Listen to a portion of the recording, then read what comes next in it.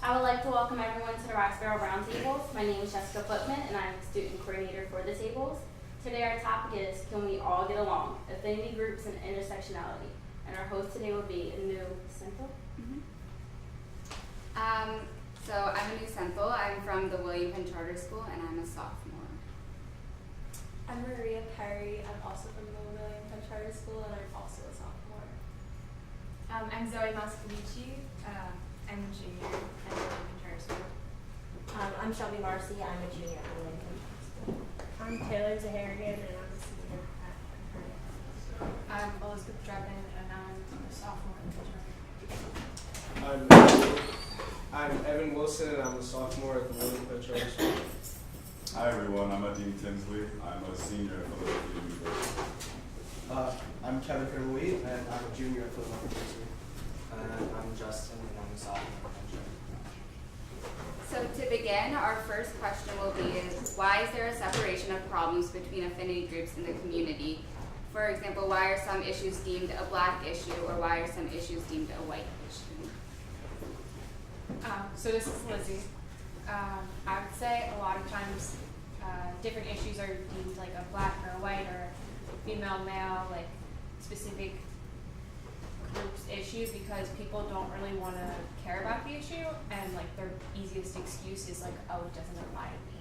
I'm not part of this group.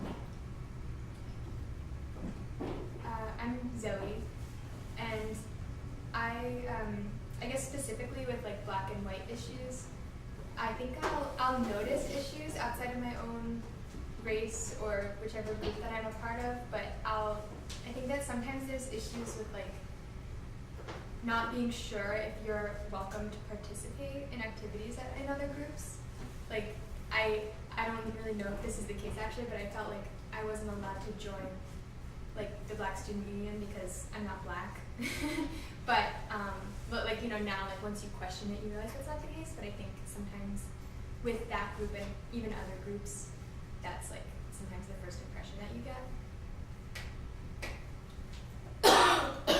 I think that kind of even goes to, my name's Taylor, and I think that kind of gets into maybe the question of just like with BSU, I know like what type of space you want it to be, because I remember as the BSU group we had a conversation because we had all thought of BSU as like a safe space, you know, where, you know, students of color were to come together, and we had a conversation like how would that dynamic change if, you know, there were a lot more white people here. I mean, to put it bluntly, you know, like how would that dynamic change? Like, would you feel as comfortable, you know, saying the things that we can say in this room because we're all of color, you know? And a lot of people were like, no, like I don't want it to change, you know? And kind of, I guess the question, I guess, evolved to like maybe we need a separate group, because sometimes like we do need our time where it's just like us, you know, we've got all the black people in the room, we can just say whatever we feel like saying, you know, and it's okay, but it's important to like bring in other people, you know, because then you have that feeling where it's like, well, no, I'm not really meant to be a part of that group, you know. So I think that's also where like intersectionality plays a part. Like you should have like a space where people of different affinities can come together and work for a common cause. Like one time I experienced that was actually last year after Ferguson, when Penn Charter was putting together like a group to get Commissioner Ramsey to come, and then that brought in a lot of different people from various different affinities, and we were all working together for a common cause, and that we thought benefited our community and was something that we could all get behind, even though it was something that didn't particularly affect our race, but it was something that we fully supported.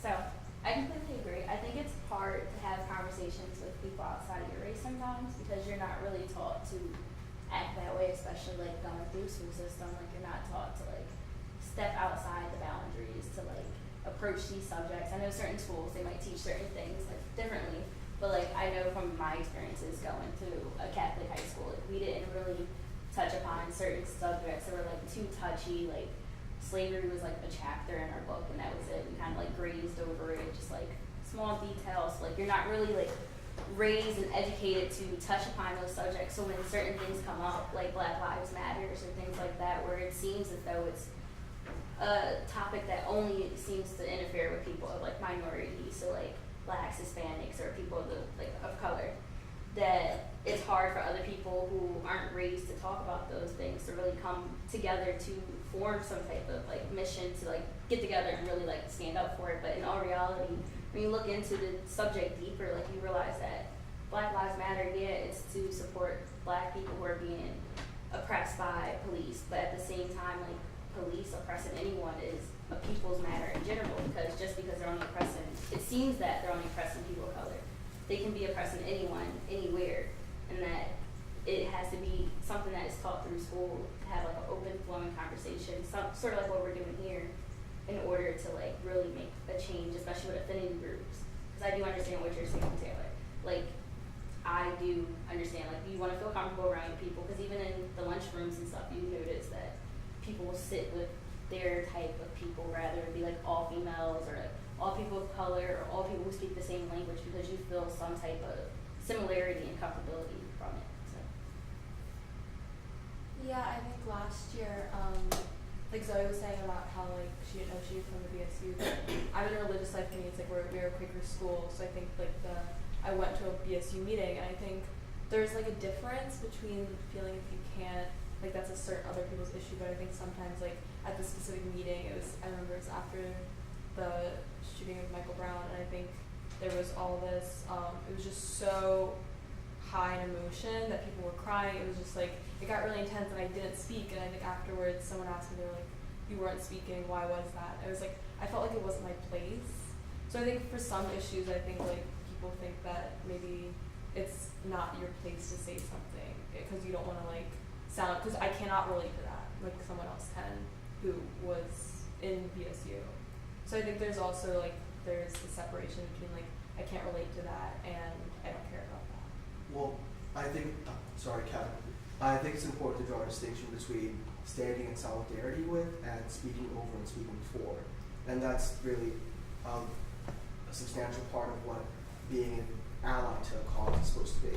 And to what you're speaking about before, with activism as a whole, if you are attempting to be part of the activist community and to spread the message, that message has to be available and accessible to as wide a demographic as possible. Your activism can't be directed only to people who are already aware of the struggle.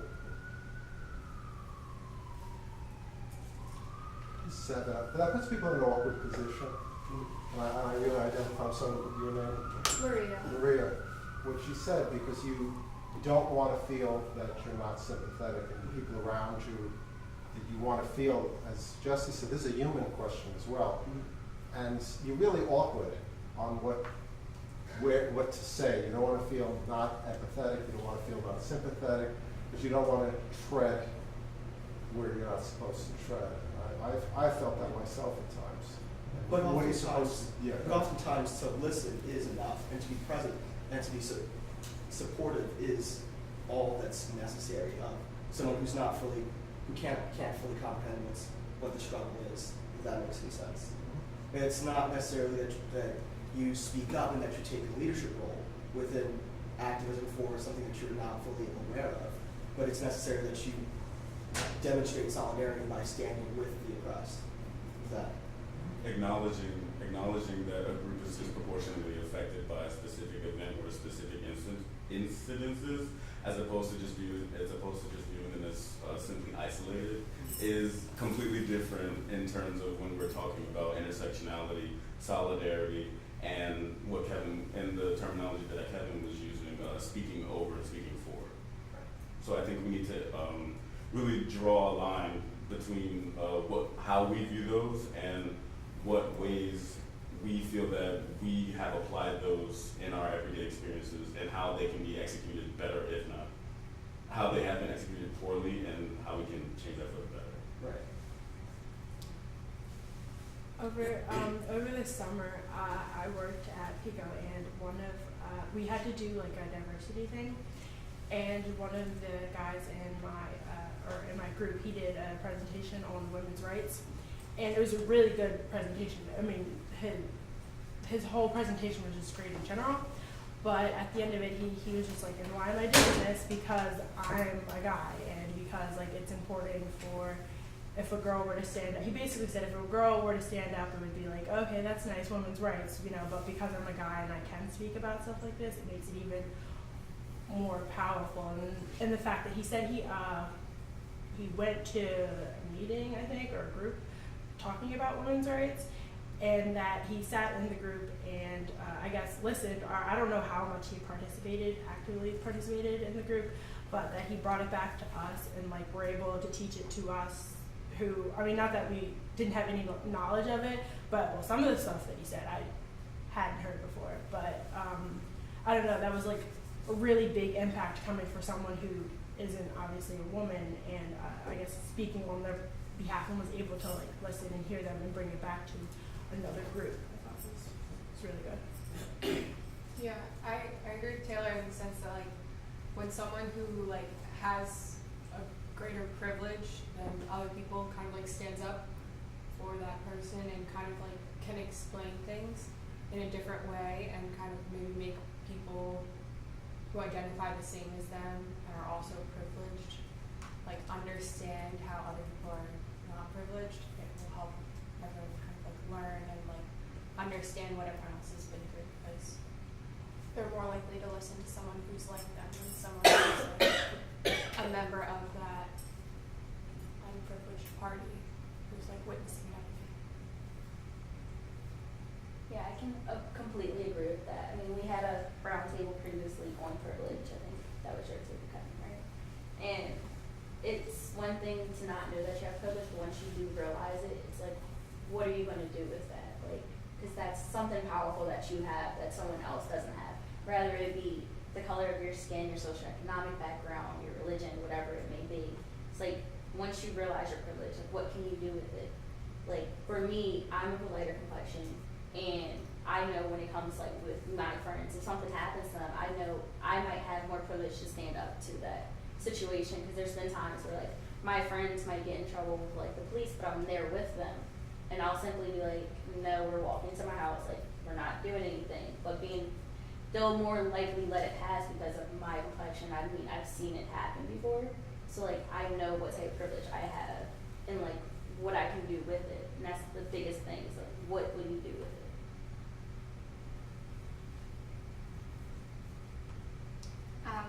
So our next question will be, are the recent religious freedom laws only of interest to the LGBTQ community? Well, it depends if by interest you mean, do they only affect LGBTQ? Yeah, or do they only affect LGBTQ community, and like, in the sense like, people are allowed to say no to like servicing like a gay couple and stuff. Yeah. Well, ultimately, I think we should all be interested in the preservation of the rights of, regardless of demographic, people information, right? But ultimately, that only affects a very specific segment of the population, which is why that's what the law is allowed to pass through the state senate and the Congress. I think what you're saying, is it broader? Are those religious laws broader than just affecting the LGBT community? And that's what I fear. Because if we allow people to say, my religion doesn't like Jews, and they don't believe in Jesus, and therefore we will not hire them or allow them to live in our homes, how could they not use those same laws to do that? Even going further, women are second class in my religion. That's not unusual around the world. And therefore, I will not hire any women in management roles in my company. Or I'll fire any woman who who speaks back to a man because it violates my religious rights. I mean, how far are these things allowed to go? And that's not that I'm not offended by the LGBT part of it, but I think what you're asking is there a bigger issue here? Yeah. And my answer is emphatically yes, absolutely yes, and it scares, well, I'll use the word because you're young, it scares me a lot. It really does. I agree with you a lot. I think it's really easy to say with this instance that it's not something you have to worry about because it's so specific. Like there's a pretty small portion of people that might hypothetically get fired because they're gay. So it's hard to get behind that cause if you're not or you're not close to someone who is. But overall, it's still discrimination. And I think when we see discrimination in other minorities, it's really important to like stand up to that and recognize that because who else is going to stand up for those people? Does anyone see the other side of this? You violating my right to religion, my right to practice, by making me hire women. My religion does not believe that women are entitled to first-class benefits. You're making me violate my religion by hiring women.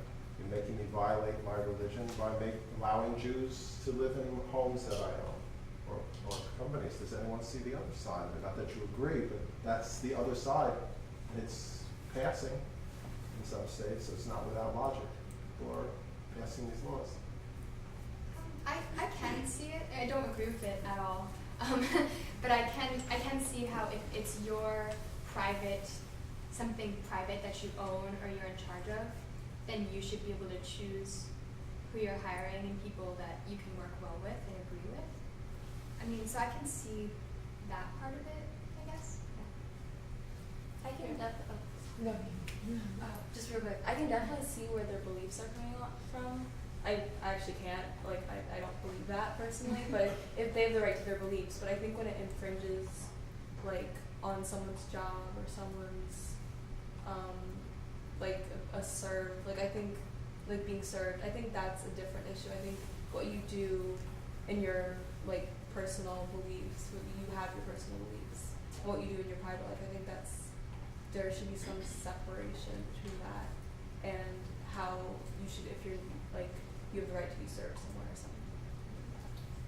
Yeah, I would agree. I would think that, not that there should be kind of a line where you can cross, but when it gets to the point when you're affecting the way someone else is living their life, if they physically cannot enter a restaurant or cannot live in a certain area or different things like that that is pretty much the point in which you should it's detrimental to society. Because you're affecting that person's life and then affecting the people around them. Just gets bigger and bigger. Well, let's talk about the case that happened, the Hobby Lobby case. I don't know if you've studied in class the Supreme Court case, but under the ACA, the Affordable Care Act, known as Obamacare, you have to give women who work for you reproductive rights. You have the pill, if they want to buy the pill, it's covered under the insurance. The people at Hobby Lobby, it's privately owned, big corporation, but it's privately owned. And they are very religious, the owners, and said, we don't believe in birth control. And we're not going to buy birth control pills for women, period. Doesn't say anything about Viagra. That they do buy from that. I'll just put that aside. That is allowed. But birth control for women is not. It violates their religious belief. The women said, hey, we have a right too. The Supreme Court said they don't have to pay for it. So what do you think of that? That's their religious belief. We don't believe in birth control. We're not going to pay for it for our women employees. Is this a doctor's office? What's this? So I'm Catherine, and I teach at the William Penn Charter School. My argument then becomes: are you going to be able to support the child that could come out of that decision on the other side of it? So we're all about. Oh, they never do that. Right. So that's that part of it. And who bears responsibility for that, and who. So I feel very strongly about that issue in terms of other people making decisions about my reproductive rights and things that are happening in my body, and then depriving me of the opportunity to maintain my own personal independent health. I feel very strongly about that. It's a way of oppressing women by keeping them in a role that specifically dictates that their primary role is motherhood over and above everything else. And I think that unless you're going to then provide the support services on the other side, which we don't do, and we see a lot of children in poverty and young women in particular struggling to provide for their children, you can't sort of say, well, we're not going to do this and pay for this, unless you're going to actually then say, well, the outcome on the other side of that is that you need to then be prepared to be a society that's going to support those children, because they did. Well, I think even if they were willing to support a child that came out of it afterwards, I still think that women should be able to have a choice if they want to get pregnant in the first place, because that's a huge burden on a person's like life and body. Yeah, sorry. No, go ahead. Students always first, though.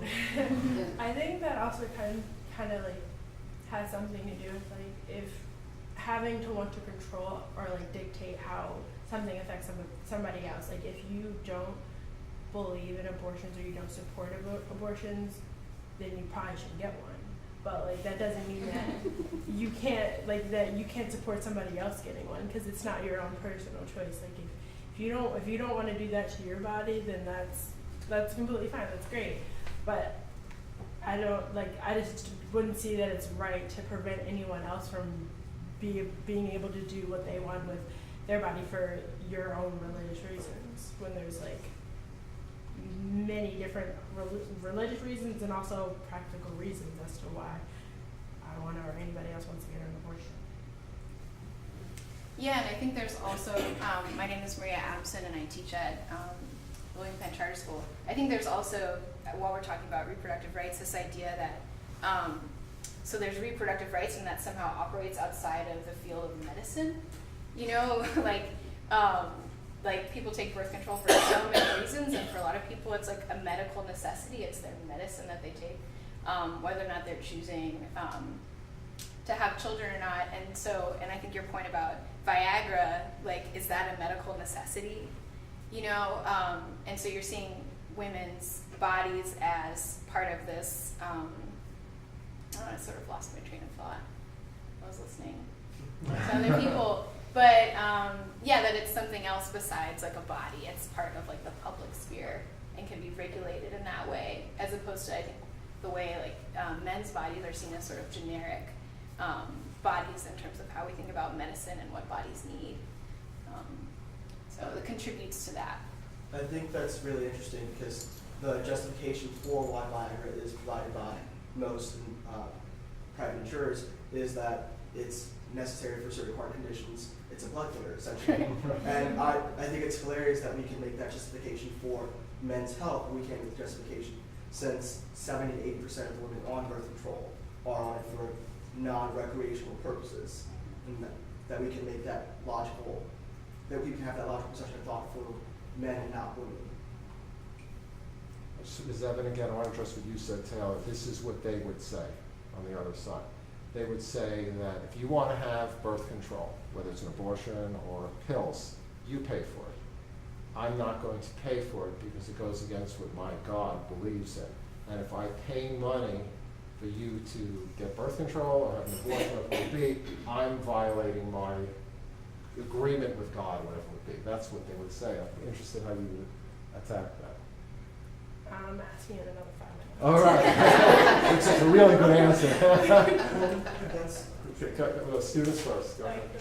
I guess as another like, here's what they would say. I think I've definitely heard that people believe that if you are having sex, that you should only be doing that if you're ready to like have a baby or ready to take responsibility for a baby if you got pregnant.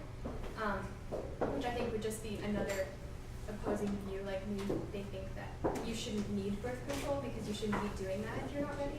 That's exactly what they would say. Yeah. Yeah, so I think that this is like particularly interesting because like Hobby Lobby, it is a private company. So that would be like me saying, like if I were a private company and I hired an employee, I could say to that employee, like in my mind, I could justify sort of how they would be saying, like, oh, I don't believe in this, and so I'm not going to provide this thing like for you.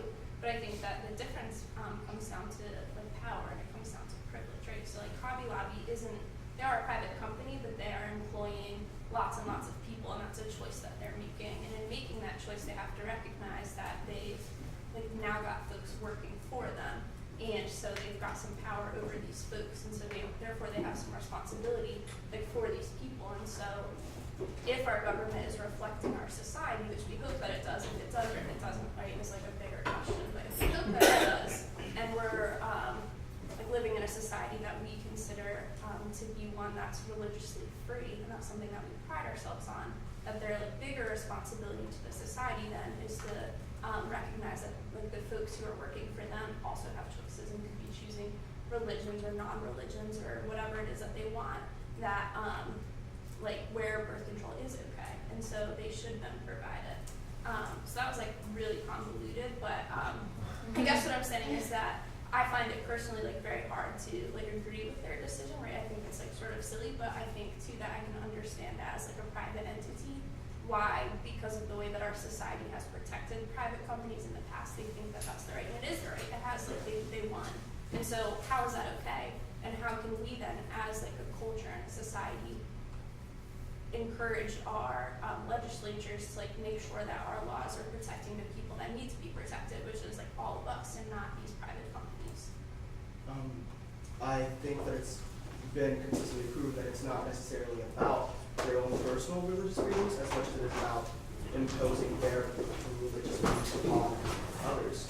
Because isn't there currently a Supreme Court case up for review with nuns who wanted, not only do they want to not provide birth control for their employees, but they also don't want the government to subsidize the care that they're not providing. So it's no longer just about not caring to participate themselves, it's about making sure that everybody within their vicinity is not participating as well. And that's beyond the scope of their religious protections, if you even agree with that they are there. So it seems like most of us kind of are on the same term, like a lot of us are agreeing with each other, but I think it's interesting to think about how, just like we were saying, we need to stand up for other people who are discriminated against because they can't stand up for themselves. I think a lot of the people who are really set on this kind of thing, like the Hobby Lobby case, is that I think a lot of them feel like they are also standing up for somebody that they can't stand up for themselves, which I guess technically would be like an unborn fetus, or like a maybe that could become something if you didn't use birth control kind of thing. So I think, I guess I don't want to like demonize the other people, because I think they are standing up for something they believe in, and to them like they're saving someone's life, you know? It's a very good point, and you have to recognize what the other side wants, because that's the only way you could ever reach any negotiation. Because I think even Taylor was saying it, you have to find a middle ground, I think is saying in the middle, at the beginning, or it may have been you, somewhat to my right, said that finding some sort of, where's the line? Yeah. And that was, okay, I knew it was to my right. Then you gotta find where the line is, and where the line has to be fair to the most amount of people. So it's difficult to please everybody. You'll never do that. However, sociologists and behavioral psychologists have proven that there are ways to, if you would like to, decrease the number of abortions that a country has, that there are ways to go about that. We just refuse to go about that in the correct ways. If you improve the socioeconomic standing of women in America, you'll see a plummet in the amount of abortions that occur per year. And we've proven time and time again that with shifts in how we provide sex ed and how we provide birth control, that there are shifts in those patterns. Then why, if that's the ultimate goal, the preservation of life, then why aren't the proper means being taken to address that? And then not only to address from the extra babies being born, if the people don't want other women to have abortions, why not take care of the baby after the fact? Because I hear a lot of people that I have conversations with, they'll be all pro-life, but then after the baby's born, they're like, okay, you're on your own, you shouldn't have done it. Like, you should have been smarter about what you did with yourself, but you just told me you didn't want me to have birth control, you don't want me to have abortion, but then you don't want to help me after the fact. So I mean, it's kind of like I'm trying to think of a word for it. Catch-22. There you Suck go. it away. It's like you can't seem to please either side. I mean, the best way to please it is that you do what you feel is proper for your body, and I do what's fine for my body, and neither one of us should tell each other what you can and cannot do with your own physical body. Like, it's mine. So what right do you have over me? Like, you're not my mom and dad. Like, you have no legal purpose over my own body, so what's the point? Yeah. I think another big issue is like pro-life versus being not pro-life. Yes. Choice. Yes. Sorry. I think a big issue is like a lot of times people who are against it like don't really take into consideration like why a woman may or may not be getting an abortion. So like whether they're just not financially stable enough, or it comes down to like a rape or sexual assault case, or just like different situations like always require different paths of thinking. And I think that's another issue with big companies and different people trying to control women's bodies. Like they may not know the reasoning behind that, and they may not like kind of like see their opinion, see their point of view. But I think that line of question says that you should only recognize somebody's humanity and their autonomy if the situation proves dire enough. I think you should be respectful of somebody else's rights regardless of the situation. Like it Not to shouldn't matter. discredit. It shouldn't matter why they want to have abortion. You should respect it regardless. Right. I know we've gone really far from your question, Becky, so why don't you rein us back in? Go ahead. So our next question, which is particular to Penn Charter mostly, is particular to Penn Charter is how this question was derived. So, why are there no people not of color in the diversity office? Well, we were actually just talking about this earlier, but I think a lot of times it comes down to like kind of like the judgment when you go in. So like if you are a person of privilege, and it's kind of like, oh well, like it kind of almost comes down to race. Like people don't really want to get to know like if you're having like a problem with your religion, or like your socioeconomic status, or your family structure, or anything like that. Like a lot of times it's like, oh, like you're white, why are you walking into like the diversity office, or like things like that. Like I know last year I felt really comfortable, but this year, like more people of color are always in the office, and like if I go in now, like I get more judgmental looks than I would get last year. And like that's definitely put me off from like walking in there confidently and feeling comfortable.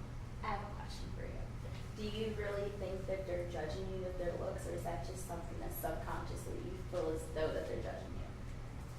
Like I think it's like half me thinking it, but then like you'll like hear people say things, and like you'll hear people be like, oh, like why did she walk in there? Like who does she have to talk to in there? Like does she know anyone in there? Question. Yeah. Do you think that your discomfort there is as significant as the people of color there have the feeling they have a safe space? Or is like, do you think those two? Can you reword that? These are hard Yeah. questions. Can you reword that one? Oh, do you think that your discomfort is as significant as those students of color having a safe, feeling like they have a safe space? I mean, like when I go in, I don't really like talk to like the students of color. I go in to talk to like Carly, the diversity person, so I don't really like think of interacting with them unless it's like certain people who I know I'm friends with, like Taylor, or like different people, but I never considered it to be uncomfortable. I think it kind of has a mixture of maybe previous experiences, because I know even like so at Penn Charter, before when people are signing up for clubs, you have to we have tables, and the BSU has a table, and normally people give out goodies and treats, and a lot of people will just sign up for any club just to get a cupcake or whatever they're giving out. And it happens every year, but we'll have normally it's boys, but we'll have a group of students who aren't black, they're white, they come up, well, I can sign up for this club and you'll just give me a cupcake, right? And it's like, yes, you can sign up for the club. Sure, you can sign up for the club, and they'll kind of like make fun of it, you know? Or you'll hear not so nice things about the diversity office, or people are going to be like, yeah.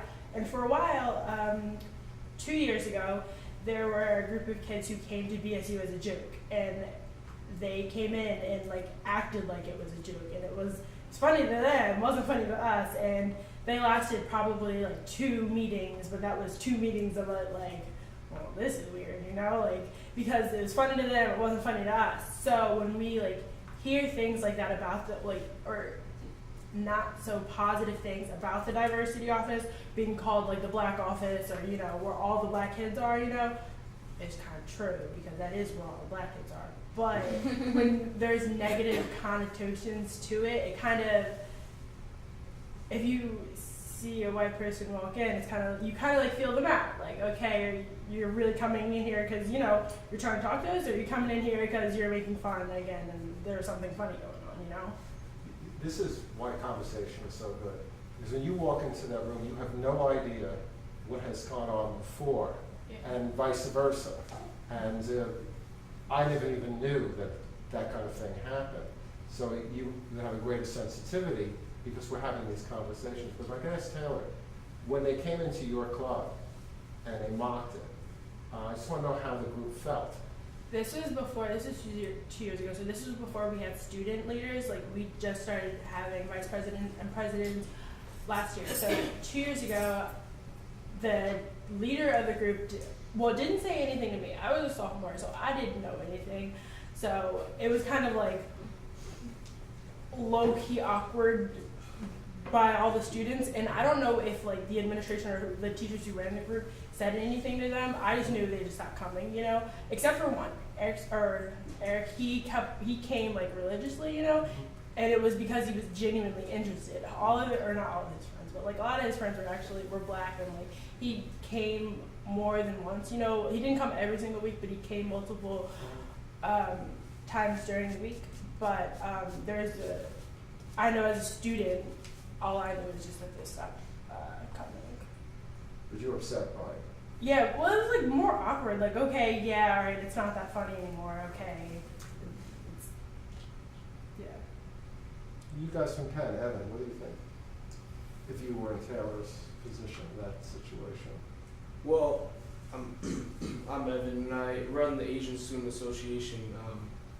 This year is our first year, and we had a lot of non-Asian students come and sign up, and we knew that was going to happen because there aren't a lot of Asian American students at Penn Charter, and now it's more evolved from an affinity group to more of an association where we have students who are from all different backgrounds, not necessarily just Asian American, in our group. And it's different from BSU because we know that there isn't a large group of Asian American students, but I have been to BSU because I'm half black, so I go to BSU regularly. And I could definitely see how it would be uncomfortable if certain people view it as more of a safe space where they can talk to people who are like them, which is what I view an affinity group to be. How it would be a little bit uncomfortable for them if someone who they didn't think identified with the group of people whose safe space this was came in and didn't allow, well, not unintentionally didn't allow, whether intentionally or unintentionally, didn't allow the conversation to let people have their safe space and let people experience what they wanted to experience out of this group. I think it's really just the idiot factor, which you talked about, people coming in and being idiots, and obviously you'd be very uncomfortable and your space is violated. But how about the person who comes in, that other kid, who is sincere, is not Asian or black or whatever, but is sincerely interested in learning the culture, sincerely interested in his friends who of that culture wants to learn more about it.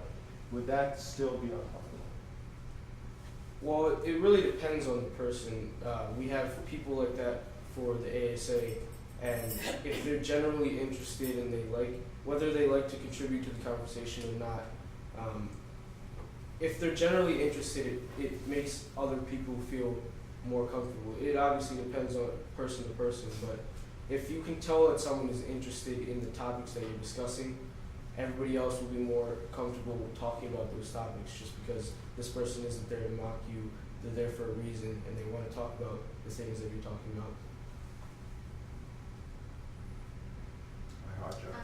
Sorry, I was going to contribute to the question. Personally, as a person of color, the diversity office seems like a very safe space to me, but more than just you feel like you're not comfortable going into the diversity office. I've heard from my friends who are genuinely interested in being a part of diversity and diversity work at our school feel like it's an exclusive thing, not just because of like they feel like they're outside because of their,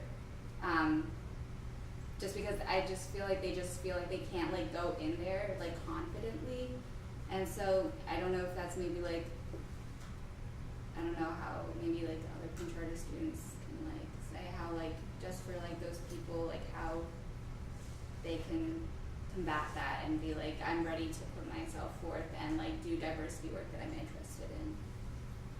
Yeah, I think as one of Renee's friends who has said this to her, for me as someone who I am white and I'll acknowledge that, but I'm culturally, like my background, like my dad is Mexican, so like I guess I like culturally I don't look Latina, but like culturally, like when we celebrate holidays that like are Mexican and stuff, and I think for someone like that, like the diversity office, like yeah, because like I've been raised in like this white culture and my mom's white, so like I feel like I'm white. So when I go to the diversity office, I feel like Lizzie kind of said, like I don't actually go to the diversity office because I feel like it's exclusive, and I don't think that's really a race thing, more as like a social group thing.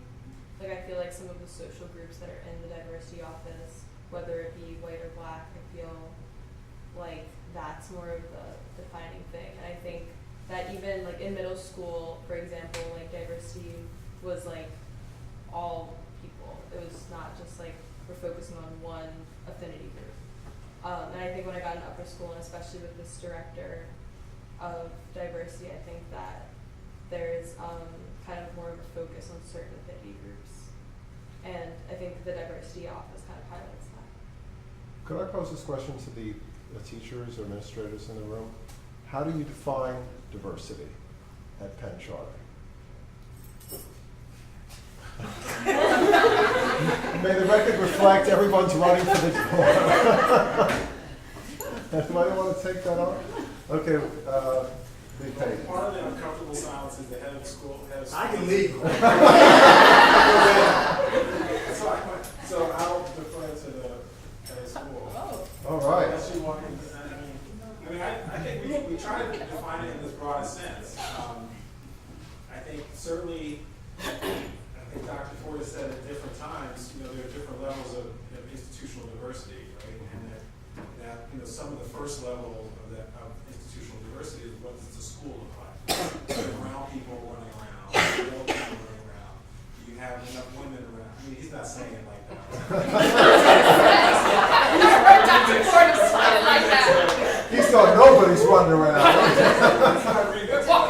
what does the institution look like? Are there people of color present? Are there women present? Are there people of different religious backgrounds present? Gender identities, those kinds of things. That's the first level. And then there are other pieces that are more hidden, but we also try to capture economics, social class, even geographic diversity, those kind of things. So I think we aim for a broad spectrum. And I think, and this is why I'm particularly interested in what the Philadelphia University folks feel or see on their campus. It's really easy to go into the diversity office or see. I mean, you can see brown people, you can see people of color.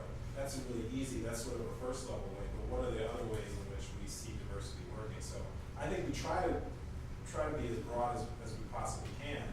I think our diversity office is relatively new, and so particularly in our community, it is a beacon for students that we necessarily haven't had. I mean, we haven't had in this current incarnation. But I'll yield my time now. That I made a fool of myself. I think it's good. I think we do define diversity broadly, but I also think we are situated in a country that puts diversity in boxes.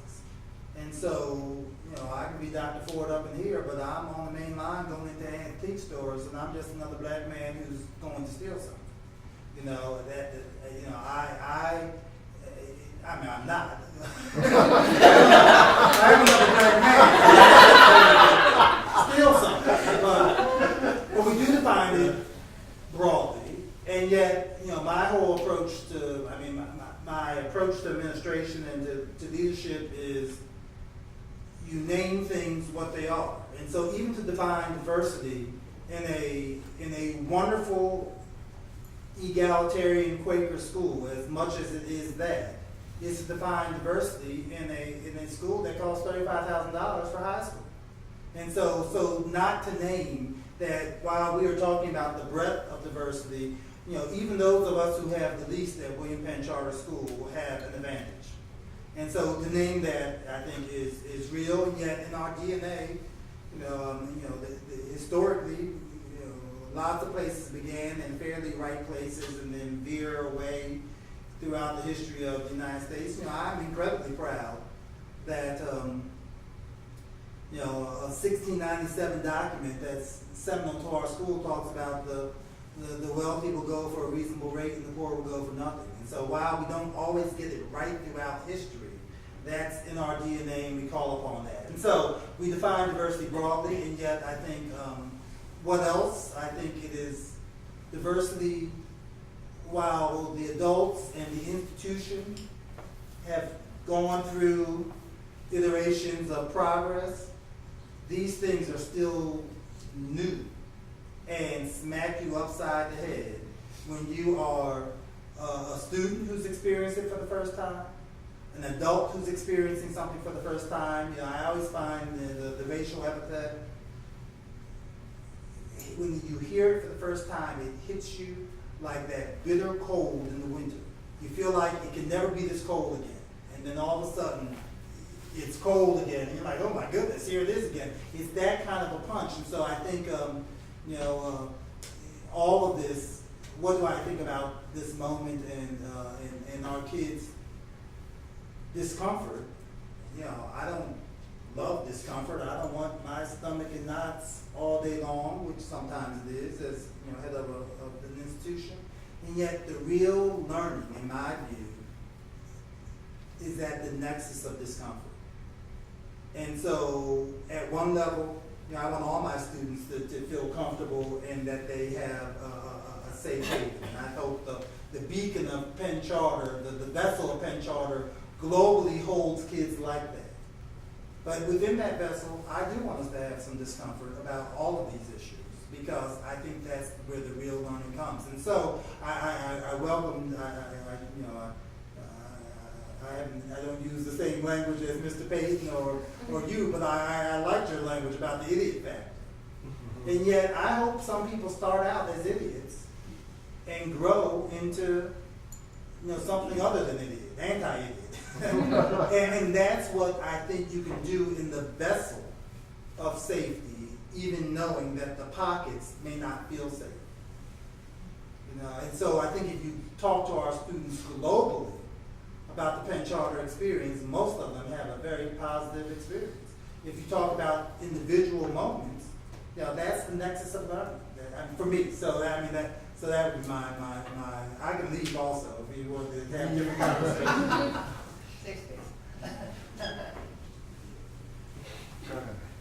I was just gonna go off the discomfort. Lindsay. Okay. Lizzie. So how you were saying you felt uncomfortable going into the diversity office because of your background and everything like that. I feel like the best thing for you to do is to go in that office and keep going in that office and having conversations with people. That's the only way your discomfort is going to ever go away.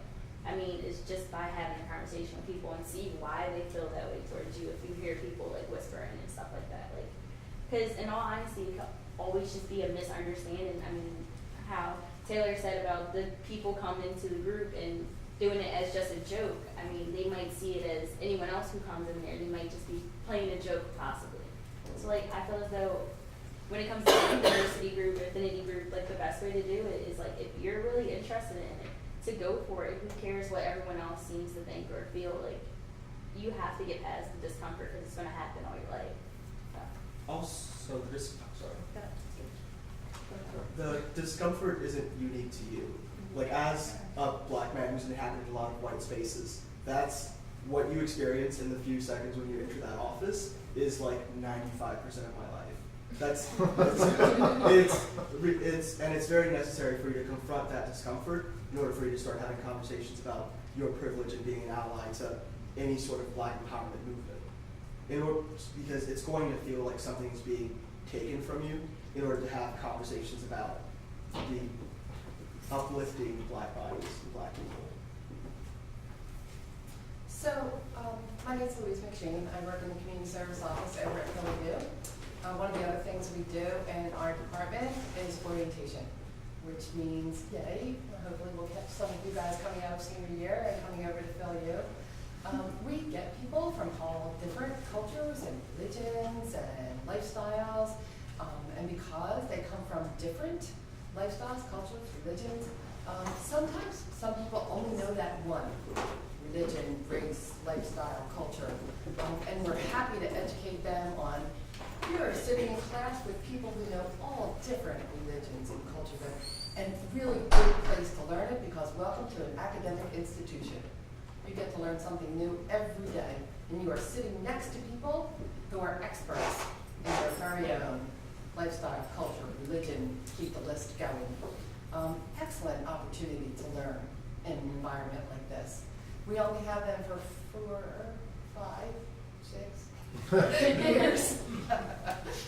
Not going to go any higher than that. For you guys, you have them for more than that. So, really good opportunity to learn from each other.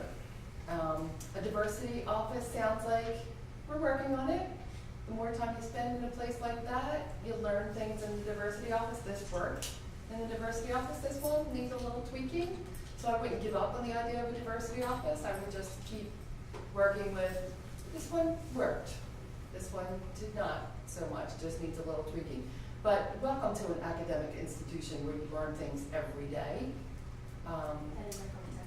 Yeah, right. Some things you learn from a textbook, some things you learn from people. People are the experts.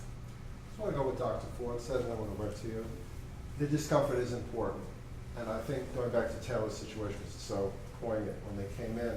I think instead of being awkward, as you get more mature and you learn more, if you say to them, do you understand you're hurting my feelings? And you understand you're being hurtful? And most people will not even understand that. They're just being an idiot for the moment, think it's funny, but then they go, wait a minute. And that may be a learning moment for them. And that may be a life-changing moment. There's some people you're never going to change. You're not going to change all. But in that moment, you might change one or two. And it may be difficult for you to point out that they're being hurtful, that they're being, upsetting to the group, that they're insulting the group. And that could be a learning, and that will be uncomfortable for you to do.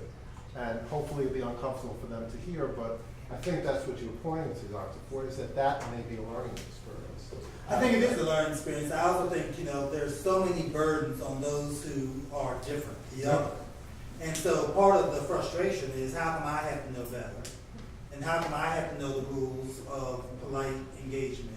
And so this becomes another burden, and at one level, how come I have to be the one responsible for educating the other? And so it's all those layers of everything. But I also, would just add something. If all of our equity and inclusion work is found in the office, then we have failed miserably. And so while I can't speak to the one individual's response in the office, or any individual's response, I know my response is when I go into the office, I can speak to the institutional importance that this is important to us, that we're going to have someone responsible. And while Lee said that this is one iteration of it, there have been multiple iterations of it. And so, and while none of this work is perfect, to have an institutional placeholder with someone who is in charge at the table of power is a posture that we believe this is important. Having said that, the most important work happens in the classroom, in the curriculum, and quite frankly, in the interactions between all the members of the community. And so while the office may be a place of solace or discomfort, and that's probably good that it's both, all the programming that happens wouldn't, in the last several years, would not have happened without this seat of power in a particular place. And so it's complicated, but if the work is only in the office, then we fail miserably. We used to have arguments about the canon, especially in English. and 2 English teachers over there about what's the appropriate canon. Thank goodness those arguments have been laid down.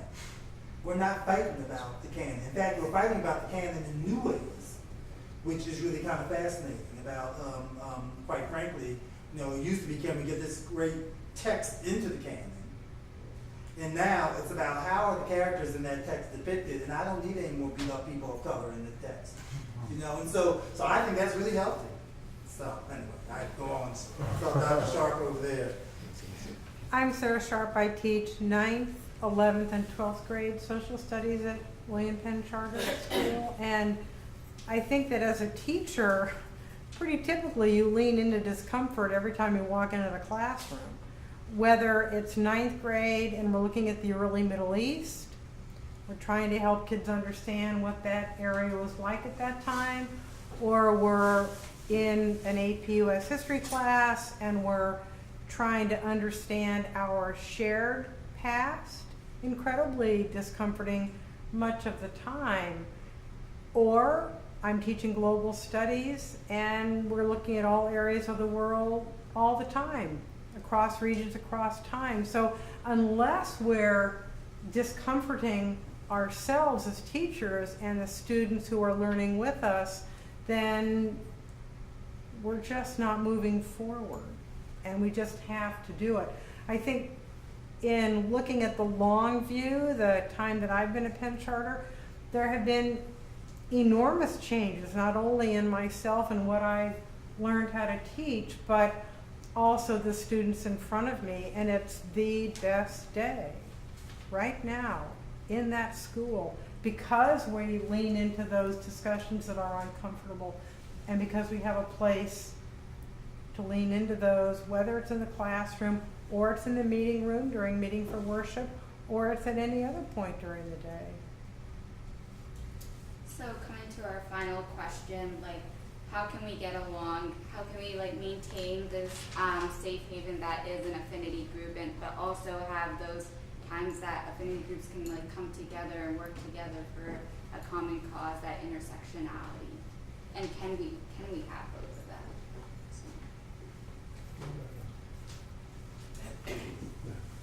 that? So this question, well, I've been trying to, and a couple of us have been trying to organize a multi-affinity group discussion. I'm sure some of the other leaders have gotten an email about it, concerning issues of racial identity, or just identity as someone who's part of an affinity group, whatever affinity group you're part of. And we try, well, my goal in that was to try to create a dialogue that wasn't just contained in each affinity group, and we bring what we discuss in our own groups and bring it to the table and kind of all discuss it and all put our different perspectives into it. I think that's how you maintain what an affinity group means and maintain the sort of safe space that an affinity group is, while also interacting with people who aren't from the same background as you. I have a question for that, because I know I've heard a lot, like, why is there like a BSU, or, you know, why isn't there a white student union, you know? And I guess too, because I definitely think that'd be a great idea, getting like all the affinity groups in. I know everyone fits into some type of affinity, but I guess to put it bluntly, like, if you're putting together a meeting of all the affinity groups, which I think is a great idea, what do you do with the, like, a white person who doesn't necessarily like think they fit into an affinity group per se, you know? Well, for one, white actually is an affinity group if you go to different conferences, like that is an option to go to. I think a lot of times that's kind of like covered up, like yes, white is an affinity group, like you are the majority, but it's still like an identifier. I mean, also kind of like half answer your question, but so for Evan, like a lot of times, like when people don't think they belong, like just like we were saying in the beginning, like just being someone to listen and like hear everyone else's opinion, like can be enough, and like that's that opportunity to like speak up but not speak over other people.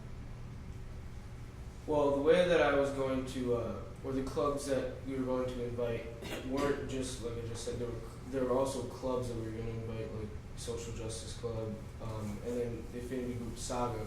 I know there are some white members in Saga, and they also bring the LGBTQ perspective to that. And then I was trying to figure out ways to bring everybody in on the conversation. Obviously, bring everyone, every different background in on the conversation, but everyone from the major groups represented in our school should be in on the conversation. That's definitely open to dialogue how we could do that, and hopefully it will be more of a continuous thing that we do every so often.